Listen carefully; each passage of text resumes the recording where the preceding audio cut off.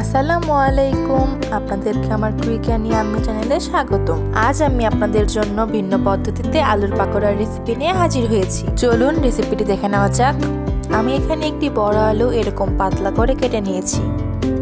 Batter তৈরির জন্য একটি মিক্সিং বলে হাফ কাপ বেসন নিয়েছি। এতে দিয়ে দিব 1/4 কাপ চালের গুঁড়ো। এবার এখানে দিয়ে দিব 2 চামচ ময়দা। এবার এখানে দিয়ে দিব পরিমাণ মতো লবণ। দিয়ে দিব হাফ চামচ মরিচের গুঁড়ো, হাফ চামচ হলুদের গুঁড়ো, হাফ চামচ ধনিয়া গুঁড়ো, হাফ চামচ জিরা গুঁড়ো, হাফ চামচ গরম মশলার গুঁড়ো আর দিয়ে দিব সামান্য পরিমাণে বেকিং সোডা। এবার এই শুকনো উপকরণগুলো একসাথে মিক্স করে নেব।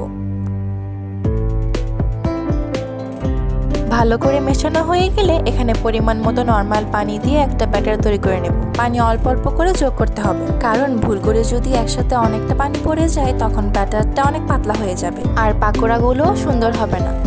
এবার এখানে দিয়ে দিব 1 চামচ আদা রসুন বাটা। আবারও ভালোভাবে মিক্স করে নেব। ব্যাটার তৈরি হয়ে গিয়েছে। ব্যাটারে একটা আঙুল চোবালে যদি দেখেন যে এভাবে আঙুলের চারপাশে ব্যাটারটা ভালোভাবে লেগে আছে, তাহলে বুঝবেন যে ব্যাটারটা পারফেক্টভাবে তৈরি হয়ে গিয়েছে।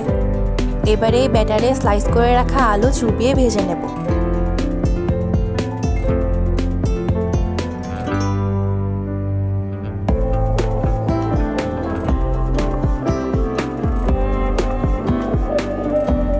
তৈরি হয়ে গেল ভিন্ন পদ্ধতিতে আলুর পাকোড়া।